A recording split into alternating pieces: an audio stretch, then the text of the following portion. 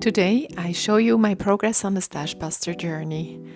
In the first episode, I went over white and black yarns, I went through patterns I already owned, and I identified the pitfalls and mistakes I made in the process. I had to frog one whip and reset before I realized I had to approach this whole endeavor with a little more system. I still continued to go through all the colored yarn, but this time took better notes and planned to swatch or re-swatch before moving to pattern selection. I identified the weight in grams for leftover yarns with no labels and started the swatching. I wrote down gauge and needle size and grouped the swatches according to gauge.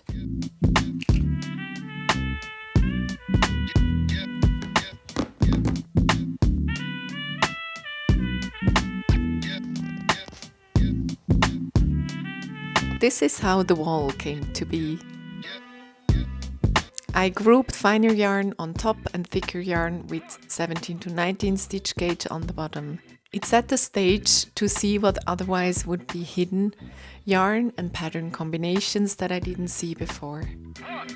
In the first column, you obviously see the swatch, which is in basic stockinette stitch, so not in the pattern stitch. In the second row, I identified a pattern idea that still holds up to my expectations and fits the first stockinette swatch gauge.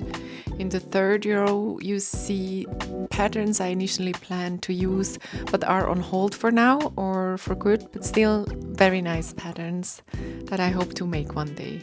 The reason I didn't put them in the second row or have them still under consideration is because I couldn't find a matching yarn, or I couldn't hit gauge, or I thought it was for a cotton linen blend, but it was for a merino yarn. For the Marie purse especially, I realized I had a lot of purses laying around in the house, so my daughter really doesn't need another purse, which is why I moved it to the third row.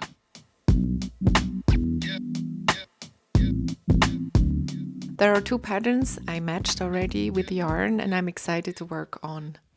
The first one is the I Love Stripes bandana by Susanne Müller, and it recommends a size 3 needle. I started the project and used the 2.5 needle to get gauge more or less.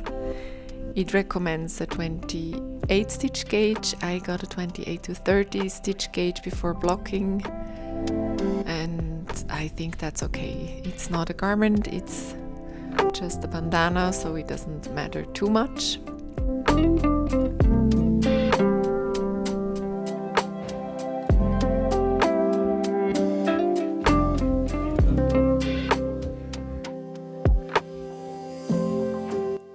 The second project is the LOUVRE sweater by Petite Knit.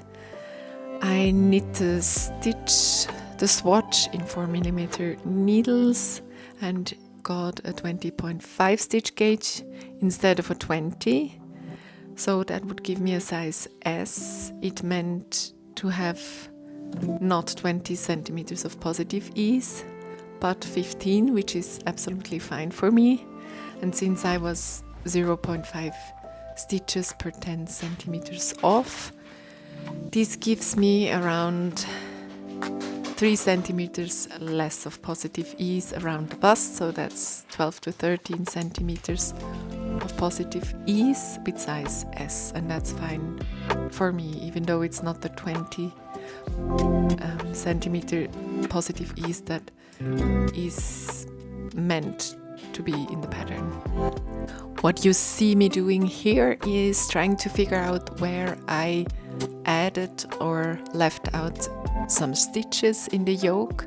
So I'm basically counting the stitches and doing the math and figuring things out so I could comfortably continue with this knit.